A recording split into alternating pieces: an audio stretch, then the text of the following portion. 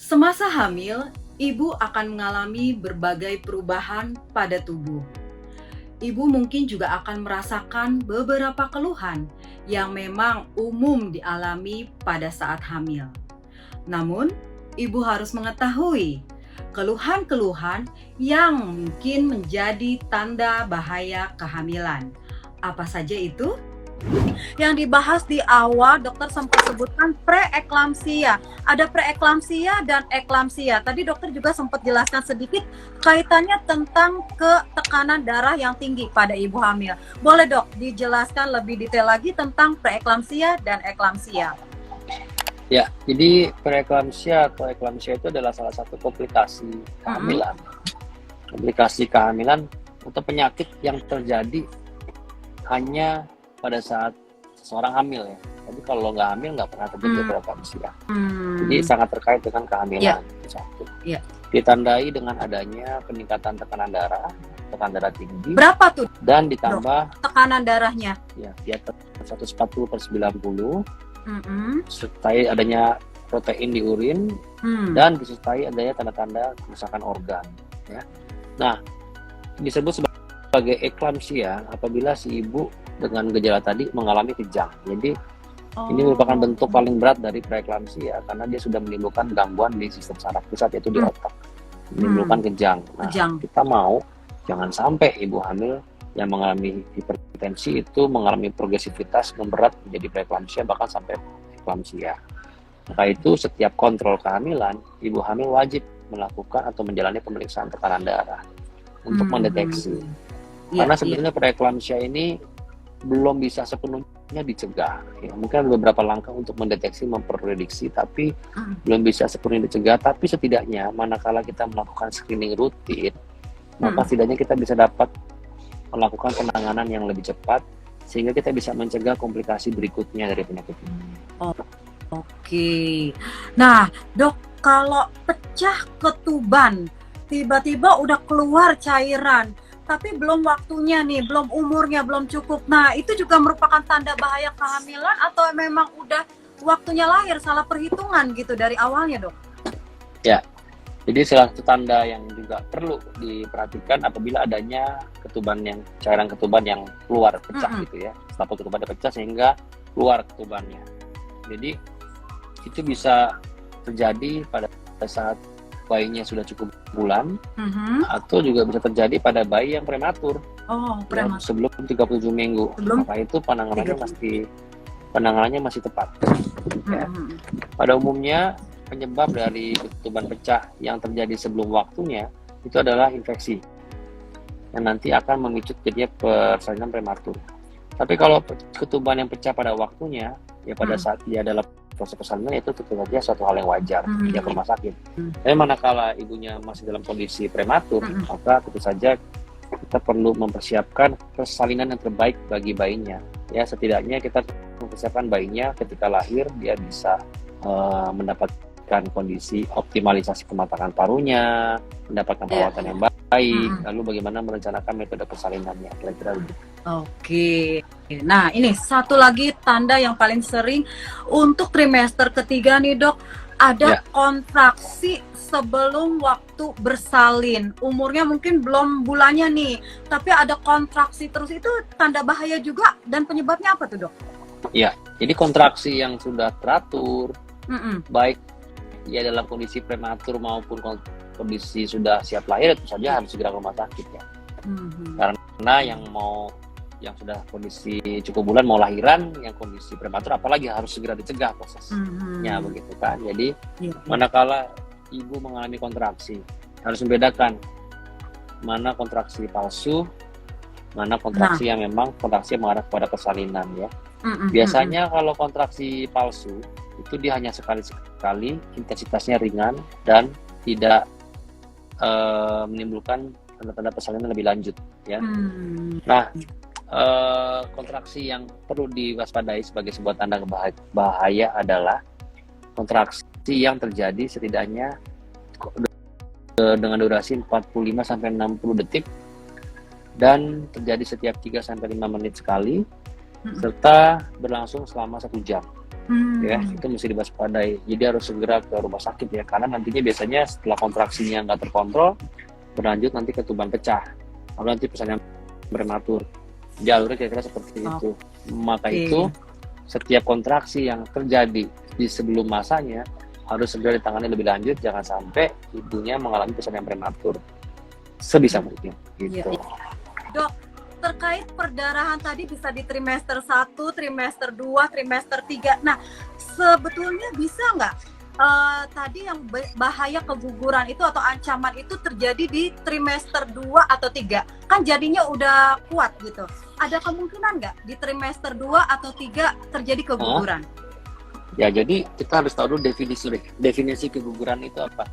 Definisi keguguran itu adalah pengakhiran kehamilan pada usia kehamilan sebelum 22 minggu atau beratnya di bawah 500 gram. Oke.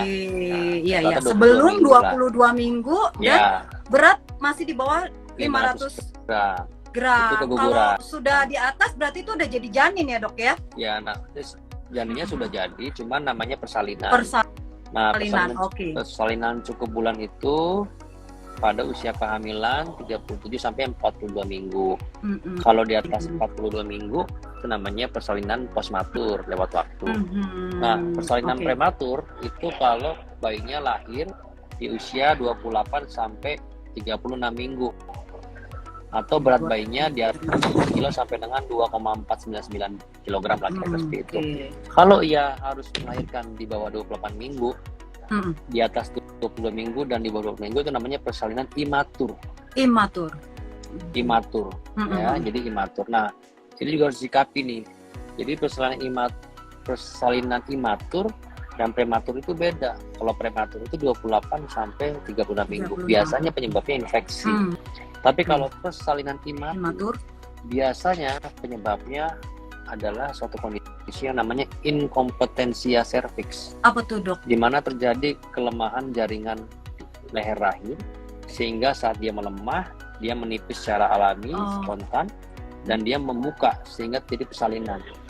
Biasanya persalinan imatur yang disebabkan oleh inkompetensia cervix ini tidak disertai atau tidak didahului dengan adanya kontraksi. Sangat berbeda sekali.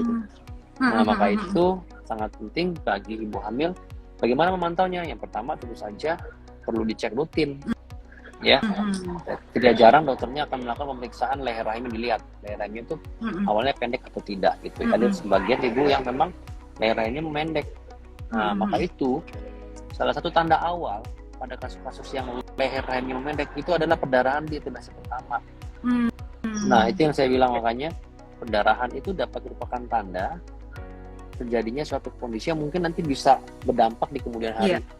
Jadi bisa saja perdarahannya saat 10-12 minggu, tapi itu merupakan tanda di mana leher rahimnya mulai memendek, lalu terjadi perdarahan, dan nanti dia bisa mengalami persalinan imatur. Oke, bentar, Dok. Seperti ini. Dok, maaf, Dok. Berarti artinya kalau di trimester pertama kita terjadi perdarahan, tapi kita berhasil nih selamat baik-baik aja, itu menjadi tanda kewaspadaan juga bisa ke persalinan imatur setelah trimester 3-nya gitu. Kalau pada pasien-pasien yang mengalami inkompetensi cervix, biasanya kita bisa mengamati adanya leher rahim yang pendek pada saat dia datang mengalami perdarahan. Maka itu berarti lewat USG, Dok, cek leher rahimnya pendek. Maka itu pada saat mengalami perdarahan sangat dibutuhkan untuk melakukan USG transvaginal. Dan salah satu yang diamati adalah leher rahim. Apabila pada saat itu kita mengidentifikasi adanya leher rahim yang pendek, ya, maka kita bisa melakukan tindakan segera untuk melakukan pengikatan leher rahimnya untuk mencegah ibunya mengalami persalinan imatur ataupun prematur di kemudian hari. Ya, tapi kalau misalnya normal ya mudah-mudahan nggak ada risiko, nanti bisa diperiksa di kemudian hari 14 minggu ke atas, 14 sampai 18 minggu dilihat lagi apakah ada pemendekan. Tapi ini mungkin bukan suatu hal yang sering, tapi ada, dan maka itu kita perlu mewaspadai berbagai macam kondisi yang dapat merupakan pertanda bahaya bahkan di kemudian hari, kira-kira begitu. Oke. Nah, Dok, sebetulnya kita harus berapa kali selama kehamilan dari trimester 1 hingga 3 kita harus memeriksakan diri ke dokter kandungan. Ada hitungannya nggak, lebih banyak di trimester 3 kah atau bagaimana, Dok? Ya, ada beberapa macam,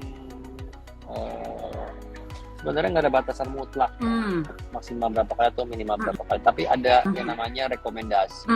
WHO tahun 2016 itu mengeluarkan rekomendasi setidaknya 8 kali selama kehamilan. 8. Sekali pada trimester pertama, 2 kali pada trimester kedua, dan 5 kali pada trimester ketiga.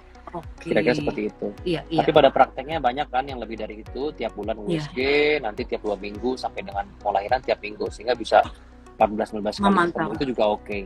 Jadi bisa bervariasi. Atau ada juga yang periksanya dengan bidan, nanti dirujuk ke dokter kandungan untuk USG ya. Jadi dia tidak selalu ke dokter kandungan, bisa juga seperti itu. Tapi prinsipnya kalau untuk USG sendiri setidaknya ada beberapa waktu yang sebaiknya tidak dilewatkan oleh seorang ibu hamil.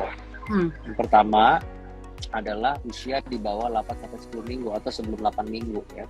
Karena apa? Karena usia ini sangat penting untuk memastikan kehamilan, menentukan letak kehamilan, memastikan jumlah kehamilan, dan memastikan berbagai macam kondisi-kondisi yang dialami oleh ibunya. Sangat penting sekali.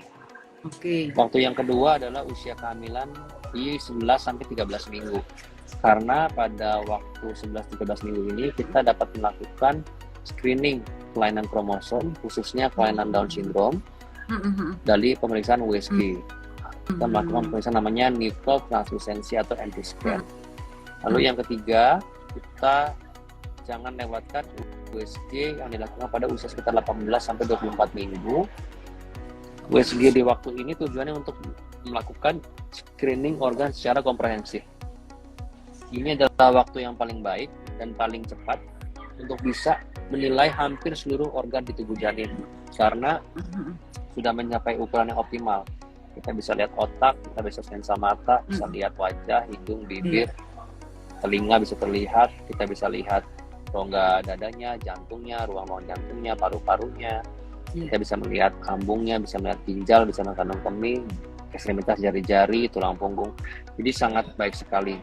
Meskipun tidak 100% USG bisa menilai, tapi cukup baik untuk menilai kelainan yang sifatnya mayor. Ya. Jadi kelainan-kelainan sifatnya mayor itu bisa terlihat melalui USG. Kecuali kondisi-kondisi minor ya, misalnya kondisi yang minor yang sulit diamati, tentu saja itu seringkali bisa saja luput dari USG karena memang keterbatasan alat USG. Lalu vitamin yang keempat itu adalah usia kehamilan sekitar 28-32 minggu ya. Pada usia 28-32 minggu ini kita bisa memastikan tumbuh kembang janin, kita bisa memastikan kesejahteraan janin, bagaimana plasentanya, bagaimana air ketubannya, bagaimana gerakannya, kita bisa pantau. Dan waktu yang terakhir adalah sekitar 36-40 minggu setidaknya sekali untuk melakukan perkiraan berat janin pada saat lahir nanti. Kira-kira seperti itu ya. Jadi waktu kontrol seorang itu bisa beda-beda, ada yang di sebelum 2 bulan sekali, ada yang sebulan sekali, tergantung dokternya masing-masing, tapi setidaknya jangan melewatkan waktu-waktu yang penting dan signifikan.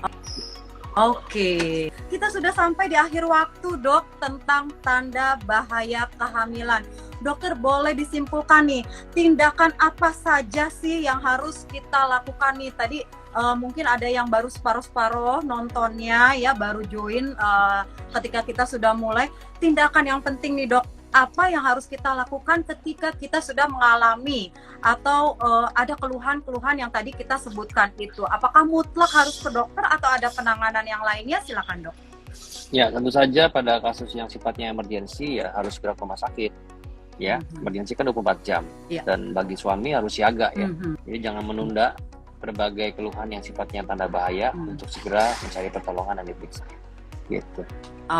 Ya, semangat semua para bumil ya, sehat-sehat selalu dan juga jangan terlalu parno juga. Bila masih kurang jelas, nanti rekamannya bisa ditonton ulang dari awal sampai akhir, diresapi lagi. Semua sudah kita bahas tuntas dari mulai tanda-tanda bahaya kehamilan trimester 1 hingga 3.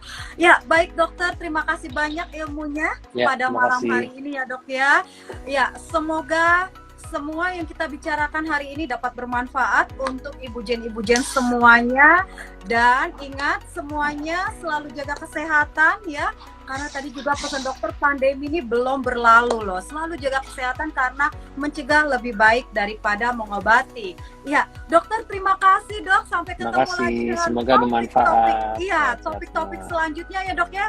Semoga kita bisa sampai bahas. Ketemu lagi. Iya, ketemu lagi di bulan-bulan mendatang bersama Dokter Yasin. Selamat malam semuanya. Assalamualaikum.